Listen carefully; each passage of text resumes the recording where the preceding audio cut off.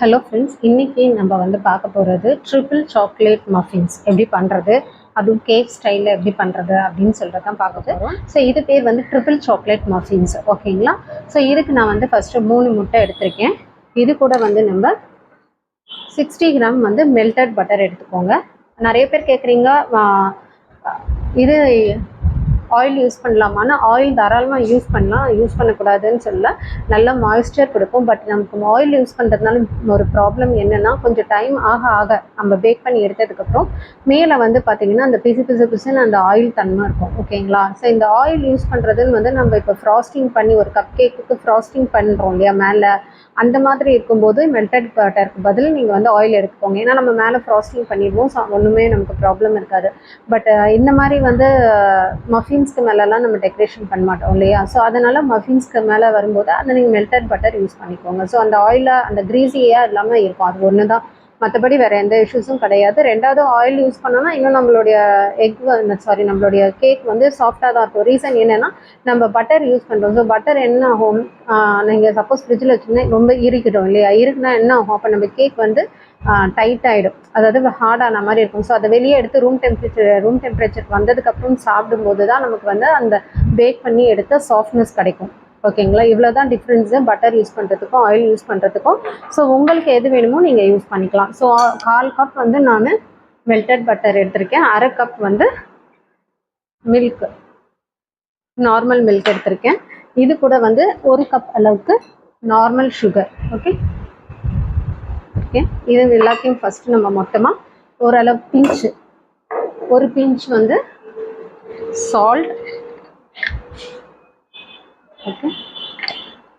Vanilla essence 1 teaspoon இல்லை 2 teaspoon ஊற்றிக்கலாம். Vanilla essence வந்து நீங்கள் எக்ஸ்ட்ரா ஊற்றுறதுனால ரொம்ப வந்து ஃப்ளேவர்ஸ் எதுவும் இதுவாகாது. பட் ஆனால் ஃப்ளேவர் எசன்ஸ் போனீங்கன்னா கண்டிப்பாக வந்து ட்ராப்ஸ் கணக்கில் தான் ஊற்றணும், ஓகேங்களா? ஸோ நான் 2 டீஸ்பூன் வெண்ணிலா எசன்ஸ் ஊற்றிக்கிறேன். அண்ட் தென் பட்டர் எசன்ஸ், உங்களுக்கு அந்த எக்ஸ்மெல் ரொம்ப பிடிக்கலன்றவங்க பட்டர் வந்து ஒரு 1/4 டீஸ்பூன் அளவுக்கு யூஸ் பண்ணிக்கோங்க, ஓகே. ஸோ இது எல்லாத்தையும் நம்ம ஃபஸ்ட்டு வந்து நல்லா பீட் பண்ணி எடுத்துக்கலாம். ஸோ இப்போ இதை வந்து நான் பீட் பண்ணிக்கிறேன். ஜஸ்ட்டு நம்மளுடைய சுகர் டிசால்வ் ஆகிற வரைக்கும் நம்ம வந்து பண்ணால் போதும். இப்போ வந்து மைதா ஆட் பண்ணிக்கலாம். மைதா வந்து 2 கப்பு.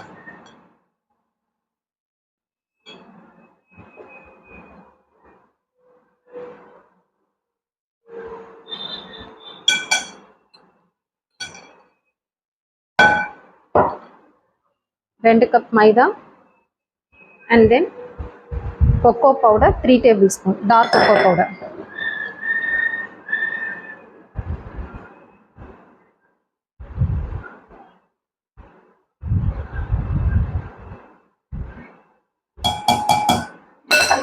ஓகே, இது எல்லாத்தையுமே மிக்ஸ் பண்ணிக்கலாம்.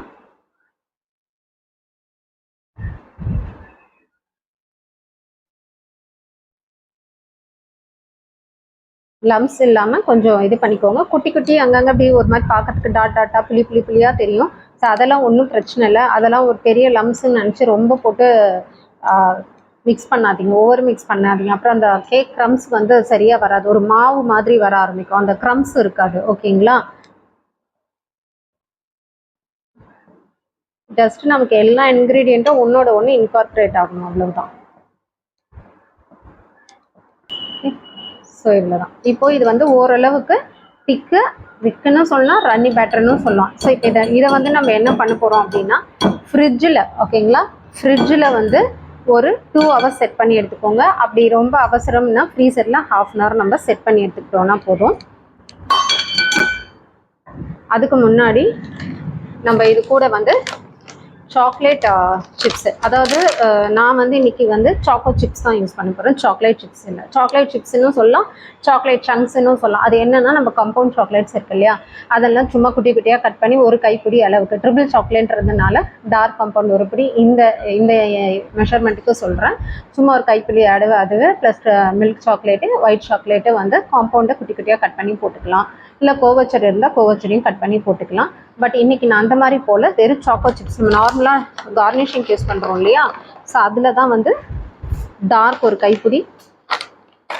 கைப்பிடினா ரொம்ப இல்லை, இந்த அளவுக்கு ஓகேங்களா, ஓரளவுக்கு milk and then white.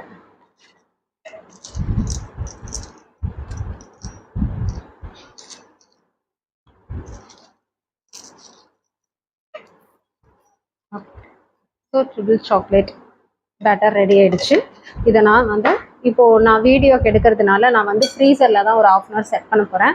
So அதை 1/2 hour செட் பண்ண உடனே அதில் வந்து நல்லா வந்து ஒரு திக்கான கன்சிஸ்டன்சி நமக்கு வந்துடும் பேட்டரு. அதுக்கப்புறம் நம்ம வந்து இதை கப் கேக் லைனரில் போட்டு பேக் பண்ணி எடுக்கலாம். ரெண்டாவது வந்து இந்த மஃபின்ஸ் சப்போஸ் வந்து பேட்டர் நம்ம ஃப்ரிட்ஜில் வச்சு செட் பண்ணி எடுத்து பண்ணுறதா இருந்தால் உங்களுடைய பேக் வந்து உங்களுடைய ப்ரீஹீட், அதாவது நீங்கள் இதை எடுத்து கப் கேக் லைனரில் போடும்போது உங்களுடைய ஓவனை வந்து 220 டிகிரியில் வந்து ஒரு 10 minutes ப்ரீஹீட் பண்ணிவிடுங்க. ஓகேங்களா, 10 minutes ப்ரீஹீட் பண்ணிவிடுங்க. ஸோ இது நம்ம கப் கேக் லைனரில் ஊற்றிட்டு அதுக்கப்புறம் என்ன பண்ண போகிறோம்னா சேம் இதுலேயே வந்து ஒரு 5 minutes வந்து இதை பேக் பண்ணுவோம். ஆக நம்மளுடைய இதை மட்டும் ஓகேங்களா, அதாவது டிகிரியை மட்டும் 170 டிகிரியில் மாற்றிட்டு ஒரு 15 minutes பேக் பண்ணி எடுக்க போகிறோம். நல்லா புரிஞ்சுக்கோங்க. இதுதான் பேட்டர் ரெடி பண்ணியாச்சு. ஸோ இப்போ பேட்டர் நம்ம வந்து ஃப்ரிட்ஜ்லேயோ ஃப்ரீசர்லையோ செட் பண்ண போகிறோம். ஸோ நீங்கள் எப்போ எடுத்து பேக் பண்ண போகிறீங்களோ ஓகேங்களா, அப்போ உங்களுடைய ஓடிஜியை ப்ரீ ஹீட் பண்ண ஸ்டார்ட் பண்ணும். ஸோ இருக்கிறதுலே வந்து ஹையாக சில பேருக்கு 200 வரைக்கும் தான் இருக்கும் சில ஓடிஜியில் 230 இருக்கும், சில ஓடிஜியில் 250 வரைக்கும் போகும். லிட்டர்ஸ் அதிகமாக ஆக நமக்கு டிகிரி வந்து அதிகமாக கொடுப்பாங்க. ஓகேங்களா, ஸோ உங்களதில் வந்து 200 டிகிரியில் பேக் மோடில் ப்ரீ 10 to 15 minutes வந்து ப்ரீ ஹீட் பண்ணிடுங்க. ஓகேவா, ஸோ இதை ரெடி பண்ணி வைக்கும்போது சேம் அதே 200 டிகிரி ஆர் 220 டிகிரி. இப்போ எந்த ஹை வந்து பார்த்தீங்கன்னா ஒரு 220 டிகிரி இருக்குது. ஓகேங்களா, ஸோ நான் என்ன பண்ணுவேன்னா அந்த 220 டிகிரியில் தான் நான் வந்து ப்ரீ ஹீட் பண்ணுவேன். உங்களதில் 200 இருந்தால் நீங்கள் 200 பண்ணுங்கள். ஓகேங்களா, இன்கேஸ் உங்களதில் ஒரு 250 இருந்ததுன்னா 250 பண்ணுங்கள். எது உங்களுக்கு ஹையராக இருக்கோ அதில் வந்து ஒரு 10 minutes வந்து பேக் மோடில் ப்ரீ ஹீட் பண்ணிவிடுங்க. அதே மாதிரி நம்ம இதை வைக்கும்போது நம்ம இந்த மஃபினுடைய பேட்டரை வந்து உள்ளே வைக்கும்போது அதே இதுலேயே வந்து ஒரு 5 minutes. ஃபார் எக்ஸாம்பிள் இப்போ உங்களுக்கு 250 நீங்கள் அதிகமாக வச்சுருக்கீங்கன்னா ஒரு 3 minutes பேக் பண்ணுங்கள். நான் வந்து 220 டிகிரியில் வைக்கிறதுனால நான் 5 minutes பண்ணுறேன். உங்களதில் வந்து ஒரு 200 தான் இருக்குது அப்படின்னா நீங்கள் ஒரு 8 minutes ஃபர்ஸ்ட் ரெண்டு இதுவாக பேக் பண்ண போகிறோம். ஓகேங்களா, ஹையஸ்ட் டிகிரியில் ஒரு பேக்கும், அப்புறம் நார்மலாக நம்ம பேக் பண்ணுற அதே 170 டிகிரி செல்சியஸில் ஒரு 15 minutes பேக் பண்ண போகிறோம். ஸோ அந்த ஹையஸ்ட் டிகிரி தான் நான் உங்களுக்கு சொல்கிறேன், ஒவ்வொரு லிட்டர்ஸில் சேஞ்ச் ஆகும்னு சொல்லிட்டு. ஸோ நான் 220 டிகிரியில் பண்ணும்போது 5 நிமிஷம் வைப்பேன். நீங்கள் கம்மியாக இருந்து வச்சிங்கன்னா அதில் வந்து 2 to 3 minutes வந்து எக்ஸ்ட்ரா வைங்க. இதே ஓவர் அதாவது வந்து 220க்கு மேலே 250 கிட்ட போகிறீங்கன்னா அப்போ ஒரு 3 நிமிஷம் பேக் பண்ணிவிட்டு அகைன் 170 டிகிரியில் மாற்றிடுங்க. ஓகேங்களா, பேக் மோடில். இன்கேஸ் உங்களுக்கு பேக் மோட் இல்லை, ராட்ஸ் அந்த மாதிரி சிம்பிள் தான் இருக்குன்னா கீழே ராடு மேலே ராடு ஆன் இருந்து சென்டரில் கன்வெக்ஷன் ஃபேன் சிம்பிள் இருக்கும். அந்த மாதிரி இருந்தால் அந்த மோடை நீங்கள் செலக்ட் பண்ணிக்கோங்க. அந்த மாதிரி மோட் இல்லாமல் ஸ்ட்ரெயிட்டாக பேக்கு டோஸ்ட் ட்ரில்லர் அந்த மாதிரிலாம் இருந்ததுன்னா பேக் மோடுக்கு போயிடுங்க. ஓகேங்களா, ஸோ இப்போ இதை நம்ம ஃப்ரீசரில் செட் பண்ணி எடுத்துகிட்டு நான் வந்து உங்களுக்கு எப்படி பேக் பண்ணி எடுக்கிறதுன்றதை பார்ப்பேன். ஸோ இப்போ நம்மளுடைய மஃபின் பேட்டர் வந்து நல்லா திக்காயிடுச்சு. ஓகேங்களா, இங்கே பாருங்கள், டச் பண்ணால் எப்படி இதுவாக இருக்குது பாருங்கள், இந்த மாதிரி திக் ஆகணும். ஓகேவா, ஸோ இப்போ இதை நம்ம பேப்பர் லைனரில் போட்டுக்கலாம். இன்றைக்கி நான் யூஸ் பண்ணுற கப் கேக் லைனர் வந்து ஸோ இந்த மாதிரி வந்து இது பேர் வந்து டியூலிப்னு சொல்லுவாங்க, டியூலிப் கப் கேக் லைனர்னு. நீங்கள் கடையில் கேட்டாலும் இருக்கும். இது மாதிரியும் யூஸ் பண்ணலாம், நார்மல் கப் கேக் லைனரும் நீங்கள் யூஸ் பண்ணலாம், அது உங்களுடைய சாய்ஸ் தான். ஓகேங்களா, இது வந்து ஃபாயிலில் வருது.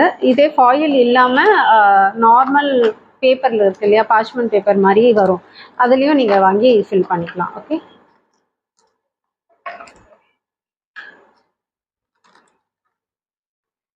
ஃபஸ்ட்டு நம்ம ஃபில் பண்ணிவிட்டு தேவைப்பட்டுச்சுன்னா எடுத்துக்கலாம். அண்ட் 3/4 நம்ம வந்து இதை ஃபில் பண்ணணும்.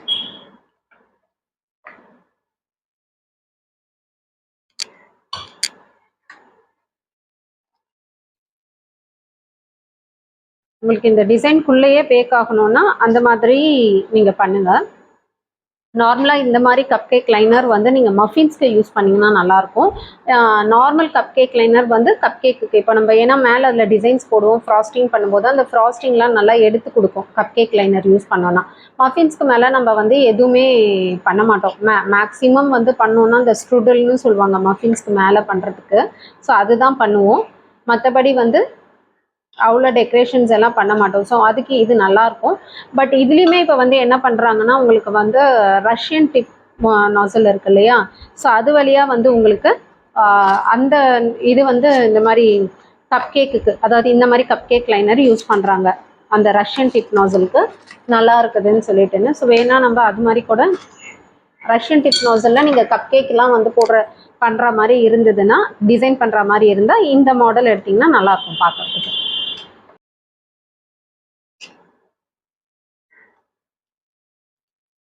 ஸோ என்னோட ஓவனை வந்து நான் 220 டிகிரியில் ப்ரீ ஹீட் பண்ண ஸ்டார்ட் பண்ணிட்டேன். ஸோ நீங்கள் வந்து அதே மாதிரி ப்ரீ ஹீட் பண்ணிடுங்க. ஆல்ரெடி எப்படி ப்ரீ ஹீட் பண்ணணும் அப்படிங்கிறது நான் சொல்லிட்டேன். ஒரு 5 மினிட்ஸ் ஓகே அதில் பேக் பண்ணிவிட்டு அதுக்கப்புறம் வந்து 170 டிகிரி ஆஸ் யூஷுவலில் 15 மினிட்ஸ் வந்து பேக் பண்ணி எடுத்துக்கலாம். ஒரு 2 to 3 மினிட்ஸ் வந்து மோர் ஆர் லெஸ் வந்து நமக்கு முன்ன பின்ன இருக்கும். ஓகே, ஸோ இப்போ இது பண்ணியாச்சு. இதில் வந்து நம்ம அந்த ட்ரிபிள் சாக்லேட் பண்ணோம் இல்லையா, மேலே கார்னிஷிங். ட்ரிபிள் சாக்லேட்னாலே ஒன்று ட்ரிபிள் சாக்லேட் சாக்கோ சங்க்ஸ் வச்சு பண்ணுங்கள், அப்படி இல்லைன்னா இந்த மாதிரி சாக்கோ சிப்ஸ் வச்சு கார்னிஷ் பண்ணுங்கள். ஓகே,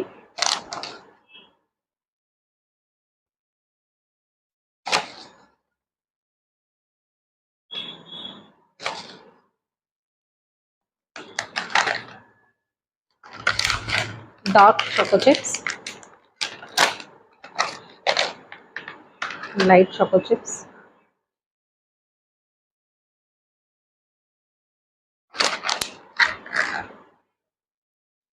நான் ஏற்கனவே சொல்லியிருக்கேன் உங்கள் வீட்டில் நிறைய பேர் நிறைய சாக்லேட் சாப்பிடுவாங்கன்னா அப்போ நிறைய போட்டுக்கோங்க.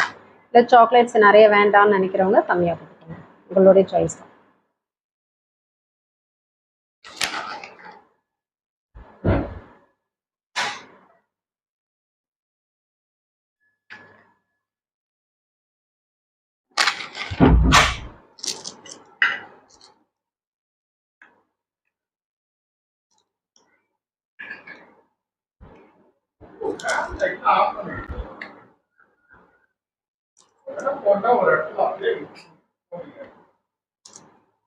நார்மலாக இந்த ஒயிட் சாக்கோ சிப்ஸ் என்ன ஆகும் அப்படின்னு பார்த்தீங்கன்னா, நம்ம பேக் பண்ணி எடுக்கிறதுக்குள்ள அது கலர் வந்து ஒரு மாதிரி சேஞ்ச் ஆகிடும். இந்த மாதிரி ஒயிட்டாகவே இருக்காது. நார்மலாக நம்ம இந்த குக்கீஸ்க்கெலாம் வந்து நம்ம என்ன பண்ணுவோம்னா, இப்போ நார்மலாக ரெட் வெல்வெட் குக்கீஸ்லாம் பண்ணுறோன்னா அது ஒரு ஹாஃப் பேக் ஆனோடனே எடுத்து இந்த மாதிரி ஒயிட் சாக்கோ சிப்ஸ் போட்டுட்டு நம்ம வந்து அதை திரும்ப பேக் பண்ண வைப்போம். ஸோ அப்போ வந்து அந்த கலர் சேஞ்ச் ஆகாது.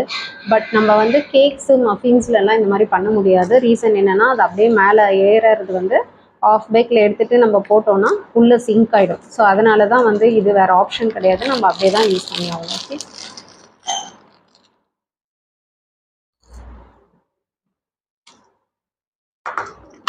ஸோ இதை வந்து நம்ம 220 மினிட்ஸில் நான் 5 மினிட்ஸும் 170 டிகிரியில் 15 மினிட்ஸும் பேக் பண்ணி எடுத்துகிட்டு எப்படி வந்திருக்கு அப்படிங்கிறத பார்க்கலாம். தேங்க்யூ. இப்போ நம்மளுடைய ட்ரிபிள் சாக்லேட் மஃபின்ஸ் ரெடி ஆகிடுச்சு. ஸோ இது நல்லா வந்து ரூம் டெம்பரேச்சர் வந்ததுக்கப்புறம் சாப்பிடலாம்.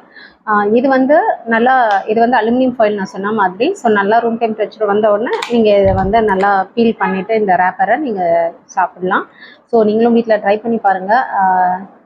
இது வந்து ரொம்ப கரெக்டாக நல்லாவே வரும் உங்களுக்கு. நீங்களும் வீட்டில் ட்ரை பண்ணி பார்த்துட்டு எனக்கு எப்படி வந்திருக்குன்றத கமெண்ட் செக்ஷனில் கமெண்ட் பண்ணுங்கள். நிறைய பேர் நிறைய கொஸ்டின்ஸ் கேட்குறீங்க, அதாவது நிறைய பேக்கிங் ரிலேட்டடாக. ஸோ நான் அந்தந்த வீடியோஸ் போடும்போது தான் என்னால் வந்து அதை சொல்ல முடியும். அதே மாதிரி இப்போ பாருங்கள், நான் உங்களுக்கு இன்னும் சொல்லியிருந்தேன், இந்த ஒயிட் சாக்லேட் பார்த்தீங்கன்னா சில எல்லாம் ஒரு மாதிரி வந்து கலர்ஸ் வந்து சிலது சேஞ்ச் ஆகிருக்கு பாருங்க, இங்கெல்லாம் ஒயிட் தெரியுதுங்களா? ஸோ இதுதான் நான் சொல்கிறேன். ஏன்னா ஃபுல் பேக் நம்ம வந்து ஒயிட் சாக்லேட்ஸ் மேலே போடும்போது கலர்ஸ் வந்து இப்படி தான் வரும். நீங்கள் உடனே போட்ட உடனே என்னடா நம்ம கலர்ஸ் வந்து இந்த மாதிரி ஒரு மாதிரி தீஞ்ச மாதிரிலாம் வருதே ஒயிட் கலர் இதில் நினைக்காதீங்க. அது வந்து ரீசன் வந்து எப்போவுமே இதுதான், நம்ம பிஸ்கெட்க்கு மட்டும் குக்கீஸ் செய்யும்போது மட்டும் நம்ம ஹாஃப் பேக்கில் வெளியில் எடுத்து கரெக்டாக வந்து இந்த ஒயிட் சாக்லேட் வச்சுட்டு உள்ளே தள்ளிட்டோன்னா ஒன்றும் நமக்கு இந்த மாதிரி கலர்ஸ் வந்து சேஞ்ச் ஆகாது. பட் நம்ம கேக்கெல்லாம் எடுத்தோம்னா சிங்க் ஆகிடும். ஸோ அதனால வேறு ஆப்ஷன் எல்லாம் போடுவோம். ஸோ அப்படி போடும்போது என்ன ஆகும்னா, நம்ம இந்த பிளேட்ஸ் வைக்கிறோம் இல்லையா, நான் சொல்லியிருக்கேன் ஏற்கனவே நிறைய சில வீடியோஸ்லாம், நம்ம இந்த மாதிரி மஃபின்ஸு, கப் கேக்கு, குக்கீஸ் எல்லாம் உள்ளே வைக்கும்போது என்ன ஆகும்னா வந்து இந்த உள் பக்கமாக இருக்கிற இந்த இதெல்லாம் வந்து பார்த்திங்கன்னா வந்து ரொம்ப டெம்பரேச்சர் அதிகமாக இருக்கும். வெளியில் இருக்கிறதுக்கு கொஞ்சம் வெளிக்காற்று வரும் நமக்கு. ஸோ அந்த இடம்லாம் வந்து உங்களுக்கு கொஞ்சம் வந்து சீக்கிரம் சேஞ்சஸ் தெரியும். அதாவது உள்பக்கமாக இருக்கிற கப் கேக்ஸுக்கும் இந்த வெளிப்பக்கம் இருக்கிற கேக்ஸுக்கும் உங்களுக்கு நிறைய டிஃப்ரென்ஸ் தெரியும். ஸோ இதுதான். பட் உங்களுக்கு டேஸ்ட்டில் எந்த வித இஷ்யூஸும் வராது. எல்லாமே டேஸ்ட் வைஸ் எல்லாமே நல்லாயிருக்கும். ஓகேங்களா? ஸோ உங்களுக்கு இன்னும் கலர்ஃபுல்லாக வேணும்னா மேலே லைட்டாக வந்து ஒயிட் சாக்லேட் கார்னிஷ் பண்ணியோ, இல்லை ஒயிட் சாக்லேட்ஸ் வந்து மெல்ட் பண்ணி நல்லா வந்து கார்னிஷ் பண்ணுவாங்க இல்லையா, அந்த மாதிரி வந்து இது பண்ணி ட்ரிசில் பண்ணி கூட நீங்கள் சாப்பிட்டுக்கலாம். ஸோ ட்ரை பண்ணி பார்த்துட்டு எப்படி வந்திருக்கு அப்படின்றத எனக்கு கமெண்ட் செக்ஷனில் கமெண்ட் பண்ணுங்கள். Thank you friends. தேங்க்ஸ் ஃபார் வாட்சிங்.